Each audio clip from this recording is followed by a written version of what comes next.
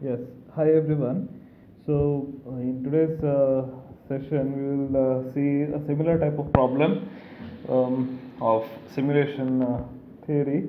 Okay, uh, here the scenario is that the inventory system is being considered, and we are trying to predict the behavior of a inventory system. All right, let's see how we can actually predict the system's behavior using simulation method. Okay, now the probability distribution of demand of a product is as follows. Okay, so that inventory system has got certain products which it stores. Okay, so demand for that is as follows. Okay, so units demanded, three products, probability that three products are being demanded is 0.02. Now directly the probability is being given. Now usually frequencies are given, like if you, for example, in the previous problem the frequencies were given and those frequencies were converted to the probability, but in this case directly the probability itself is given. Okay, so the probability of selling four products is 8%. So similarly, if you have to see, probability of selling 10 products is 8%, and the probability of selling 12 products on a particular day is 6%. Okay, so this is the data which is given in the question. Similarly, probability distribution of a lead time. Probability distribution of lead time. Okay, so we will see what is this lead time. Okay, so lead time in days is as follows: 2, 3, 4, 5. We will try to understand what exactly is lead time. 20%, 30%, 35%, and 15%. This is the probability given. Okay, next the ordering cost is 80 rupees per order. Okay, that means what? When a inventory system goes out of stock, a particular product whatever they have in inventory, someday it will be empty, is it right? Because of n number of demand, the inventory will be zero someday, so they are going to place an order for a new lot of products. So when they place order, the cost of placing the order is 80 rupees for a single order. Okay, next holding cost of one unit, because inventory system they have to charge. Okay, isn't it? Because they want to make profit. So now how do they make profit? Here is the thing, but per unit they charge 2 rupees. For example, if this particular pen is being stored in an inventory system, they are going to cost, they are going to charge, the inventory system is going to charge 2 rupees per this particular product. Okay, next random number for demand is as follows. Okay, so like in the last problem, here also the random numbers are given: 68, 13, 9, 20, 73, 7, 92, 99, 93, 18, 24, 22. Okay, next random number for lead time is also given: 47 and 74. Okay, random number for lead time is 47 and 74. All right, next solution, the same type of table we are supposed to create like what we did in the previous problem. So units demand we are going to list, and the probability is also given in the question. This complete list is given in the question. So this is given in the question. Now the cumulative probability is 0.02. 0.02 plus 0.08 is 0.10. So 0.10 plus 0.11 is equal to 0.21. Similarly, 0.21 plus 0.16 is 0.37. Likewise, all the probabilities are being calculated. And finally, this is compulsory. We have to get the last answer as 1. So this is for your cross verification, just to check if all the calculations are right or wrong. Okay, so you should get the last answer as 1. Okay, this is compulsory. Now after that is being done, next you have to create the random number intervals. Okay, so if you have to see, the last two digits are 2, so I can write 2 here. Last two digits 10, I am writing 10 here. Last two digits is 21, so I am writing 21. Last two digits is 37, so I am writing 37. 56, 69, 79, 87, 94. Okay, now just the previous number to this is 9, so I am writing 9. Just the previous number to this is 20. Previous number to this is 36. 55, 68, 78, 86, 93, 99. Okay, so this is the list of random number intervals. Okay, so this we have created already. Now similarly we are supposed to create the same thing for lead time. Okay, so the lead time is given, so these complete data is given. Okay, this complete data is given. We have to calculate this. 0.20 plus 0.30 is 0.2 plus 0.3 is 0.5, 0.5 plus 0.35 is 0.85, and this is 1. Okay, so again you are getting 1 here, very important, you should get a 1.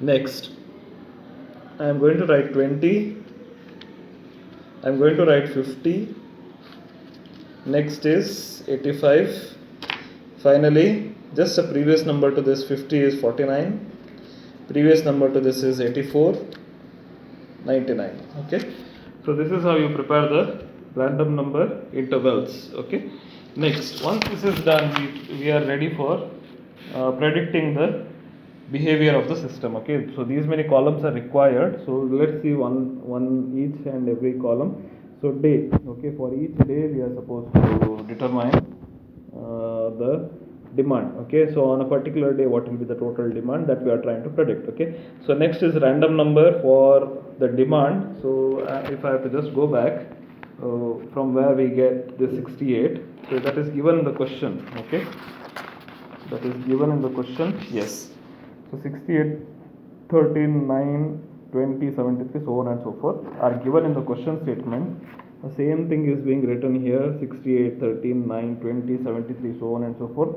12 random numbers are given, so we can predict 12 numbers. Okay, so if you have to see, demand for the first day is 0. This is 0th day. That means just the previous day, on the starting day, how much lot will be there. Okay, so we are just assuming that we can assume any number of units in the inventory system, because we have to start the problem, so we have to start at some point. So we are assuming that the number of products available in the inventory is 30. Okay, you can assume anything, any number. You can also assume 50. Okay, so but I am assuming 30. Okay, so with starting is 30, so demand is 0 anyways, it has not yet started. R means what? Is the random number for demand, Okay, next is lead time. We will all see what exactly is this. Receipt is, right now we do not have receipt. Okay, we'll see what it exactly is. Balance is 30. Okay, because we are assuming that there are 30 units in the inventory system. Ordering cost and holding cost is totally nil right now. Okay, so next, so 68, so 68 is the first random number. 68 is the first random number. Now I am just going back to the previous tables. I am not supposed to refer this table because this is referred to the lead time. Okay, I am supposed to refer the table which gives the information about the demand. Okay, now the demand, if you have to see, the first random number is, alright, so first random number is 68. So first random number is 68. So 68 comes in which class interval? 68 falls in this class interval, and the consequent this demand is 8. That means on the first day we will be having demand for 8 units. Okay, so right now this is not required. I will let you know what exactly is this. Right now we do not require all these things. Okay, next, so out of 30, 8 units are sold, so balance is 22. So if you have 22 units as a balance, then the ordering cost is not yet required. Holding cost would be required here, because the inventory is having 22 units and they are going to charge 2 rupees per unit. Okay, so it will be 22 into 2, which is equal to 44 rupees. Okay, so how do we know that it is 2 rupees? Is, yes, so it is, holding cost is 2 rupees from this. Okay, it is given in the question statement. Okay, next, 13 is the next day random number. Next day random number is 13. So that means 13 falls under this 5. That means 5 units. There is demand for 5 units. Okay, so right now all these things are not required. So out of 22, 5 units are gone, 17 is pending. So for holding 17 units, 2 rupees 34 rupees is required. Next, 9 units are there. So 9 units, 9 units, 9 is the random number. 9 is the random number means it is 4. Okay, 9 is a random number means it is yes. So before we go ahead, few things we are supposed to add in the question statement. I'm just going back to the question statement here. So just we are supposed to make two different additions. One is I have missed it, sorry for that. Okay, so the mistake is from my side. Now we are supposed to add two different parameters. One is reorder level. It is there in the question, I had missed it. Okay, so just add these two things. Reorder quantity, which is equal to 40. Okay, so these two are given in the question. Okay, we are not assuming it, these two are given in the question, I have missed it. Okay, alright, so considering this, we will just we'll see what exactly is this as we solve the problem. Okay, so we'll just go to the place where we had stopped. Now if you have to see, the balance is 17, okay, which is less than 20. Okay, this has gone below 20. Okay, so previously if you have to see, 22 was greater than 20, that was not a problem, but here it has gone below 20. 17 has gone below 20, which means that the inventory in charge has to place another order. Why? Because the person in charge cannot wait until this becomes a 0, because suddenly if there is a order of a huge number of products, so they will fall in short. So that is the reason when the total number of units are equal to 20 or below than that, they have to place an order for that. Okay, they have to place an order for purchasing an extra number of products. Okay, so that is the reason this is called as a reorder level. Okay, reorder level is 20. That means when the inventory reaches this number or goes below this number, the inventory in charge should place an order for a fresh purchase. Okay, so that is the reason reorder level is given. Okay, now understanding with this concept, we'll just go ahead.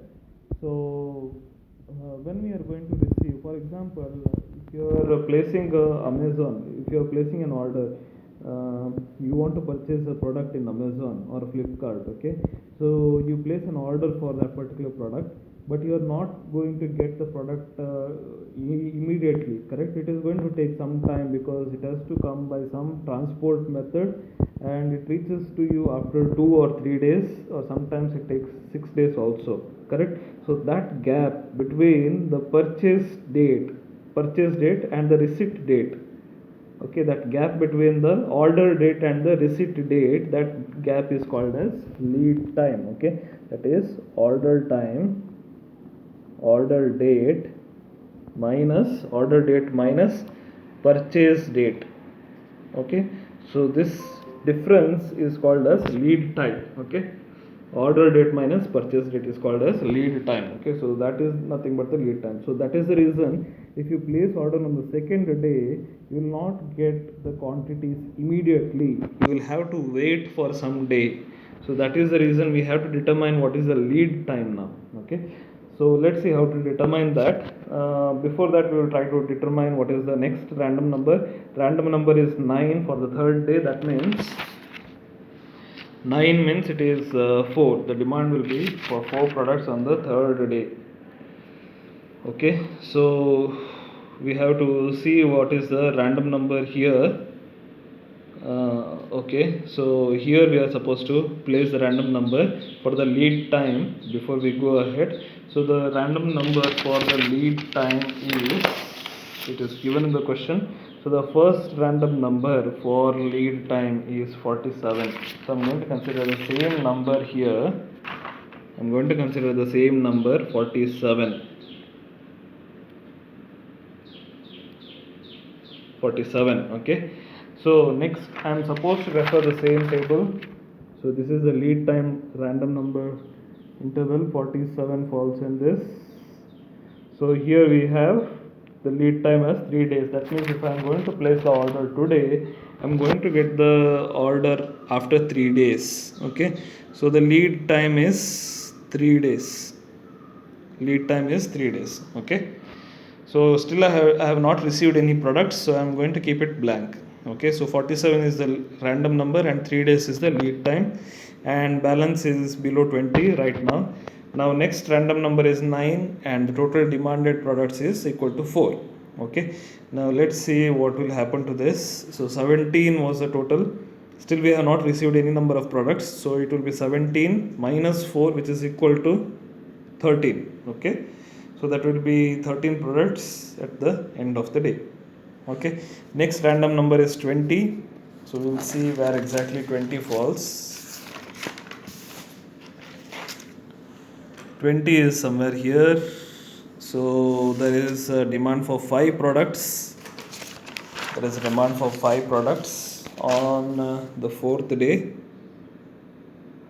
On the 4th day there will be